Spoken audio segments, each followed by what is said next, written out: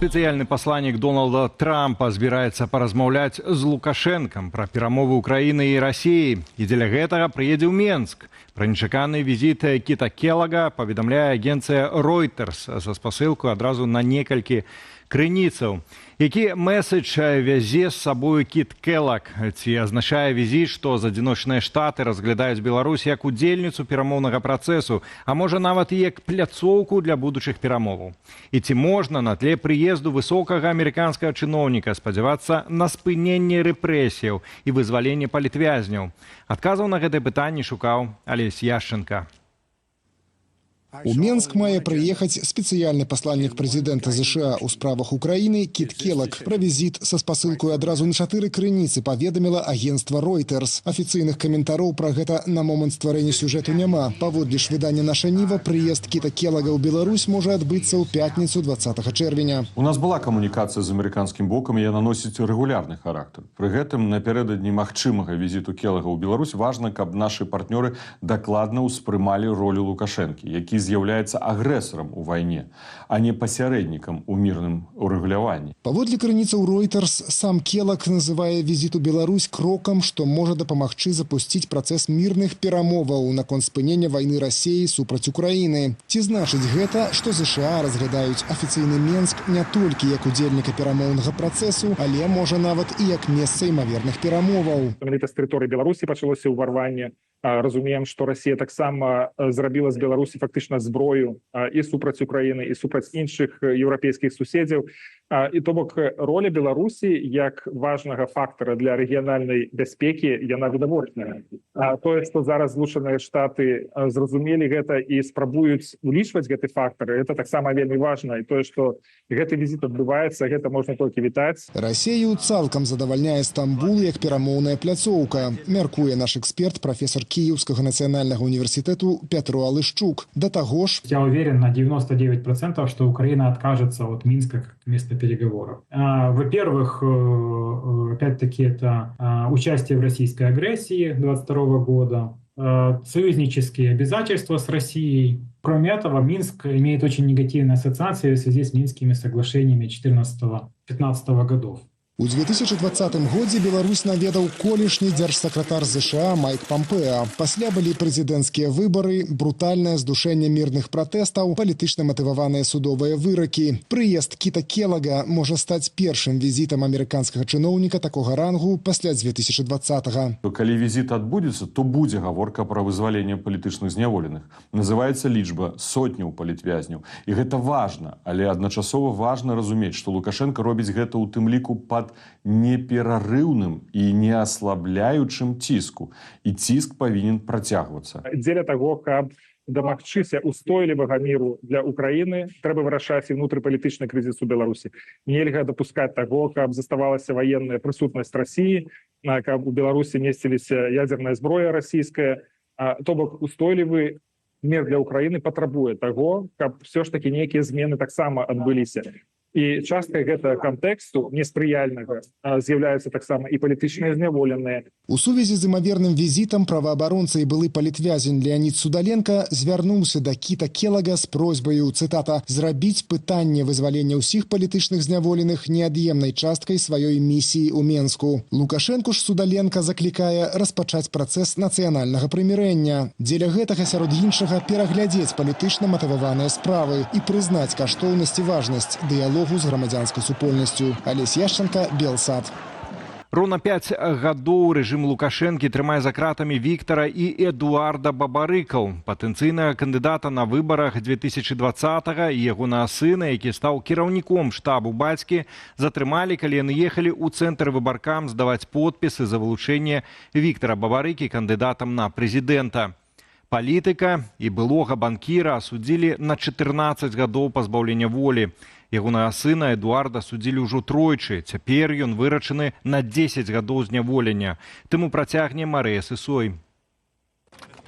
5 гадоў за кратамі. 18 чэрвеня 2020-го Віктара ды ягонага сына Эдуарда Бабарыку, кіраўніка перадвыбарчага штабу, затрымаў дэпартамент фінансавых расследаванняў. Цэнтральная выбарчая камісія так і не зарэгістравала Бабарыку кандыдатам, нягледзячы на сабраныя 430 000 подпісаў беларусаў. Як сказал мой сын замечательную фразу. Он сказал так: зная тебя, ты никогда себе не простишь, что ты этого не сделаешь. Вот я, собственно, так и делаю. Я чувствую ответственность и чувствую возможность это сделать. Віктор Бабарыка здабыў папулярнасць яшчэ перад палітычнаю кар'ерою. Ён заснаваў дабрачынны фонд «Шанс», тэатральны форум, галерэю «Арт Беларусь», якая купіла для Беларусі Шагала і Суціна. Прафундаваў выданне пяцітомавіка Святланы Алексіевіч па-беларуску. Разам з тым, многіх турбавала магчымая сувязь палітыка з Расіяй. Многие говорят о том, что вы пророссийский кандидат. Вы можно говорить про Россию?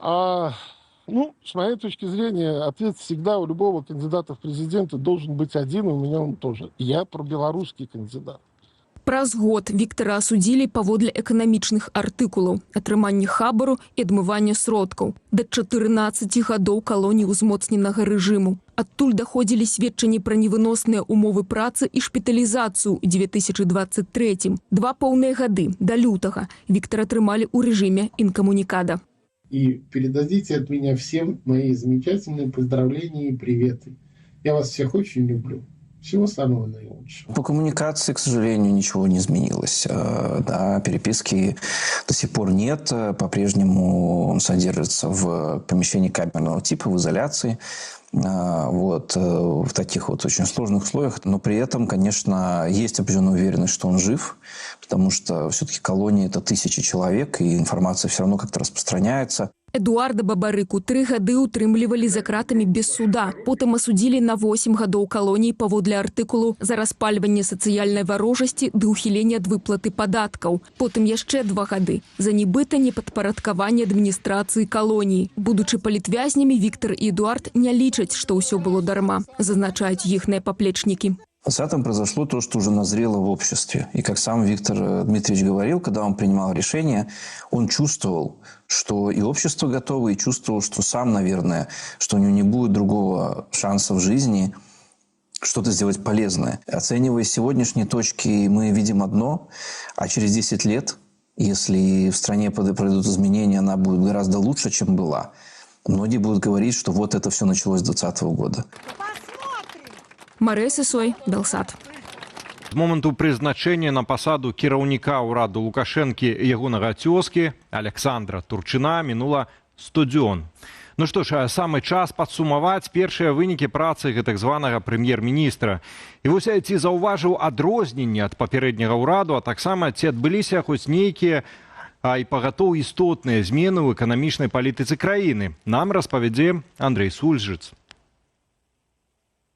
100 дзён прэм'ерства распачаліся для Александра Турчына з карэктавання біяграфіі. У 90-е будучы кіраўнік ураду 2 гады быў беспрацоўным, а пасля працаваў вартаўніком. Аднак пасля прызначэння на сайце Саўміну гэтыя факты з біяграфіі Турчына прыбралі. Цяпер яна пачынаецца ў 1997 годзе, калі будучаму прэм'еру было 22 гады. Свой выбар кіраўніка ўраду Лукашенко патлумачыў зменай пакаленняў ва ўладнай вертыкалі. Пришло к управлению страной главным блоком новое поколение, абсолютно новое. Это люди, которым чуть за 40-50. Вынікамі першых 100 дзён працы новай генерацыі стаў 7% рост гадавой інфляцыі і запавольванне росту прамысловасці. Адным з нешматлікіх станоўчых вынікаў дзейнасці новага прэм'ера можна назваць аслабленне рэгулявання цэнаў, кажа эканамістка Аліса Рыжыченко. Хуже было бы, если бы цены удерживали здесь и сейчас, да, еще там на протяжении какого-то времени, а потом бы весь инфляционный навес, который формировался на протяжении последних 3 лет, вылез нам в моменте, да, в виде там 20% инфляции. Это был бы больше удар для населения Беларуси. Сам Турчын у пачатку свайго прэм'ерства галоўнай задачай называў збалансаваны эканамічны рост. Аднак з увагі на сутнасць рэжыму вынікі наўрад ці цалкам залежаць ад персоны кіраўніка ўраду. Пры гэтым узурпатар даволі высока ацэньваў здольнасці Турчына. У вас есть такие президентские склонности, как у меня. Вы можете резко крутануть. Ці сапраўды прэм'ер мае шанец стаць пераемнікам? Лукашенко такого рашэння пакуль не прымаў і, можа быць, ніколі не прыме, а ў всяком разе, калі прыме, то все мы гэта ўбачым. А гэтыя, намёкі і словы, гэта вось менавіта тое, што я казаў. Просто падражніць, плюс праверка, плюс сказаць людям, што бачыце, я ж не буду вечна. Я думаю про то, што можа хто-нибудь пасля мяне зойме, і так 20 гадоў. Разумее гэта і сам Турчын, які ведае правілы сістэмы.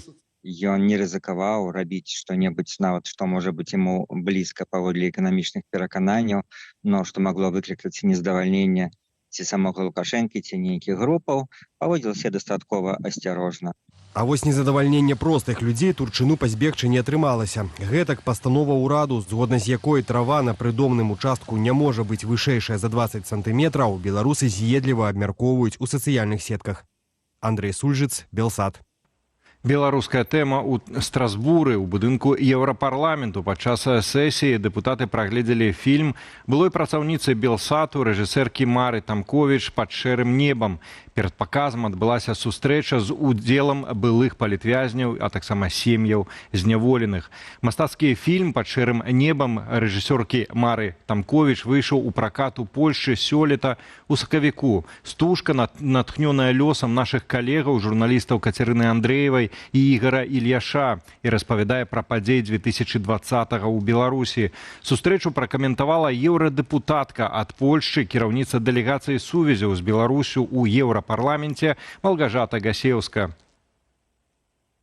W dzisiejszym w Strasburgu, w Parlamencie Europejskim. Сегодня ў Страсбуры ў Еўрапейскім парламенце важны беларускі дзень. Гэта сустрэча з удзелам важных цікавых асобаў, якія даюць сведчанне пра тое, што фактычна адбываецца ў Беларусі. Гэта былыя зняволеныя, а таксама сем'і зняволеных. Такія сведчанні нам патрэбныя, бо мы мусім гарантаваць, каб тэма барацьбы беларусаў за дэмакратыю не сыходзіла з парадку дня Еўрапейскага парламенту.